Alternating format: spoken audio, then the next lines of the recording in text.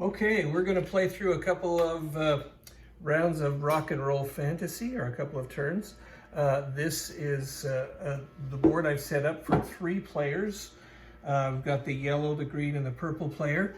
Down here is their turn order. This is where you keep track of that, and here's where you keep track of the rounds. I've given each player a band name. Each player gets to choose their band name from a couple of cards that they choose. This band is the Simple Professors. This is the Horrible Head Cases. And over here is the Hilarious Brew. Okay, so those are the names of the band. They each have a founding member. They each have two money tokens, and they each have 2 media buzz cubes. All right, so in this game, what you're going to do is go through a list of things that are on the board right here. That tells you the things that you do in turn order. And so the first thing that you do on top of there is collect your income. Income is what you see on each of the band name cards, plus your founding member in this case, and any other members you've gathered along the way in future rounds. So in this case, we're going to gather, for simplicity, let's just give each one a coin and 2 media buzz cubes, and that would be the starting, or from their starting cards. And then each one gets these tokens that are on their cards. So he gets stage presence and contacts. Oh, and each player also starts with 1 of each of the basic tokens. So that would be the 2 blue, the green, and the red. So let's give each one of them those tokens really fast. And there we go. All right, and for income, this guy gets an additional reliability token, and over there an additional contact token. Now those tokens will give you points at the end of the game if you have the most of them, or the second most, and also they allow you to choose one of these tracks. All right, the next thing that the player is going to do, and again, the green player is going to be the first player, so he's going to roll all these dice right here. And see that what dice are available here, and he is going to take one of his meeples and put on one of these tracks, depending on the dice that he chooses. He is going to choose a red 3. That means he can go on the red track, and he moves 3 spaces because he chose a 3.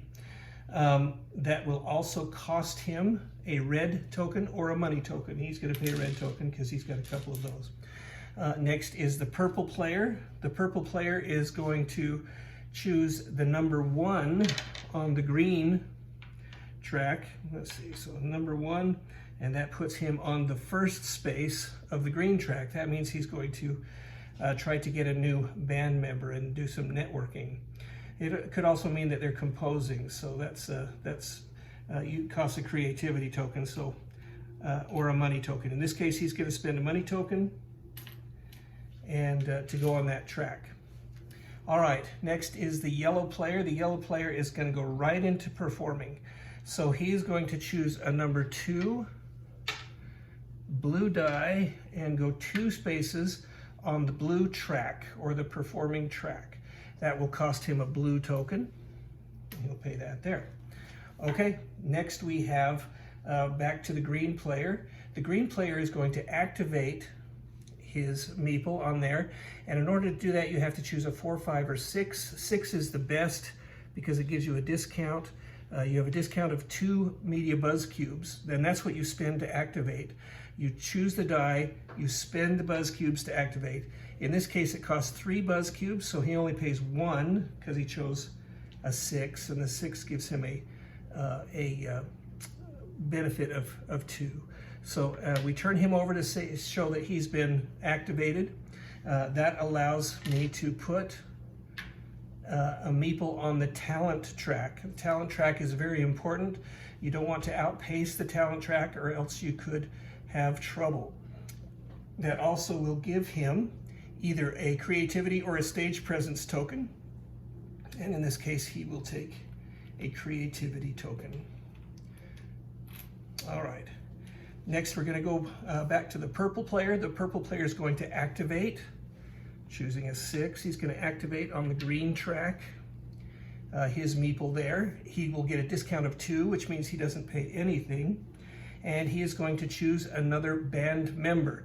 Now, he is a keyboard player, and so he can't choose another card that has keyboards in the first line. The second line doesn't really matter, and if you can have as many that have the asterisk on the second line as you want. So he's going to choose this guitar player right here, Millard Halo. So Millard Halo is going to join his band, and that means during the income phase he's going to get an additional token for having that band member. And then this card is replaced immediately with another card. All right. Now the yellow player is going to perform, and he's just a solo performer because he's only got himself, but he plays guitar pretty well, so he's going to do that. So we're going to choose for him a number 5, which is the highest blue number that's available. That means he has to pay 1 Media Buzz Cube. We activate his guy, and he gets 2 money and 1 fame. Now, at the end of the game, the person with the most money, and the second most money, and the third most money will get certain points depending on what is shown here on the board. So the first money would get 12 points, the person with the most money. And the same with fame. And then the other tokens, you get points for those too, for collecting those. So you want to collect as many of all the tokens as possible, and that's how you get points. So next thing is we're going to go to the green player. The green player is going to choose a red 2, and that moves him 2 spaces. Now he's decided, you know what, I really don't want 2. I would really rather have a 1, and he can change the number on that die by spending a creativity token. So he spends that creativity token. He changes that to a 1. Now he's only moved 1 space. The reason he wants to move 1 space is because that's where he can get a talent and go right here when he activates that meeple. That is going to cost him to go on that track a red token or a money token. So he's feeling pretty good that he's got quite a bit of money, so he's going to spend money to go there. The next player is the purple player.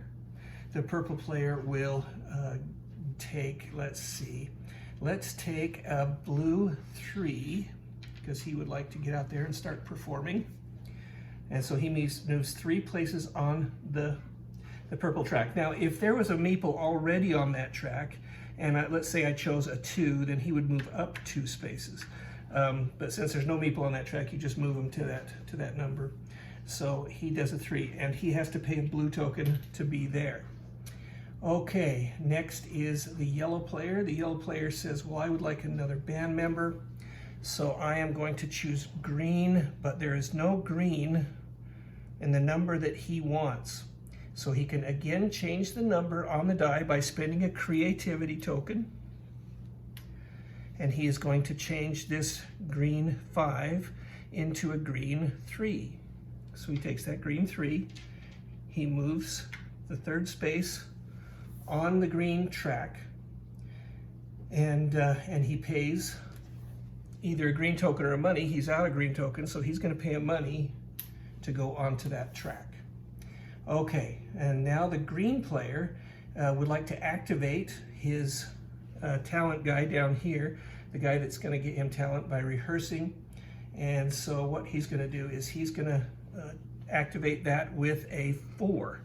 Now that gives him no extra bonus cubes, so he has to pay all 3 of his cubes to activate that guy, and that moves him up on the talent track. All right, now this is how the play goes. Let's say at the end of the round, all these dice are chosen. Let's put a couple more guys on the talent track to show you how that works, because that's going to be important. Let's say these 2 guys are on the first row of the talent track, and this guy's got one on the outrageous track. You don't want your outrageousness to exceed your talent, or else your band could fall apart. If your band falls apart, then that's a problem. Okay, so Moving on to the next round, you play that until all the dice are chosen and everybody's had a chance to take the actions they want.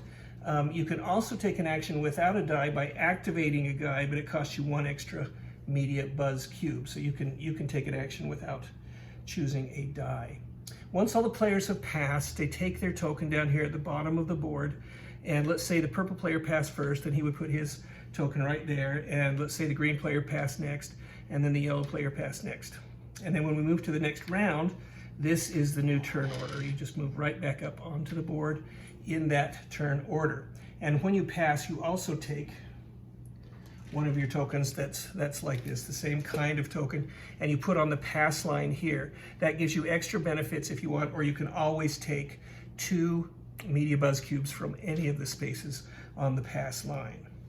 Okay, now let's say everybody's passed.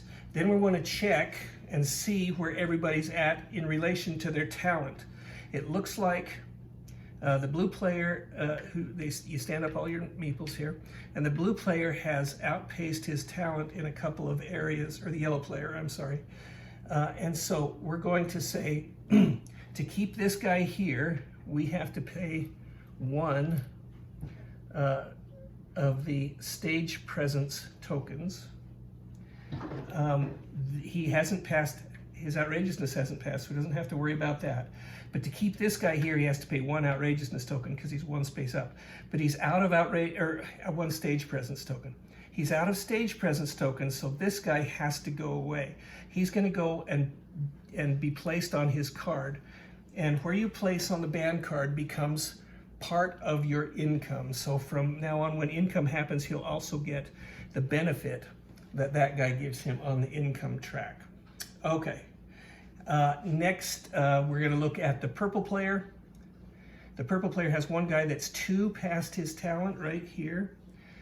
He does not have, he's over here. He does not have the stage presence tokens to be able to maintain that. So the purple player is going to put this guy right down here on his band card. And again, this becomes part of his income. And then the green player has 1 that's below his talent, which is fine, no worries there. And he has 1 that's above. So he can pay 1 stage presence and keep that guy there. Now, why do you want to keep that guy there instead of get income? Because it's hard to move up this track. It's hard to get up this track. And if you can keep that guy there, then you're going to be able to get more from each action that you do. Okay, and income is good too. If you have to take them off the track and put them on your cards and get more income, nothing wrong with that too. All right, so now we've stood up all of our guys. Now we have to pay our band members. We look around at the numbers that are on top of each band member card. This guy is going to take 1 money token to pay for his band member. This one takes none, this one takes none, so they're good. And then the next thing we do is check to see if we have gone to the end of the rounds, and we have not. That would be the end of the game where we count up points. And then we remove 2 band members from the board on this side. Move everybody down and put out new band members for the next turn. And then you go to the next turn and draw income for your band. So that is a round, 1 round most of a round of Rock and Roll Fantasy. Thank you very much.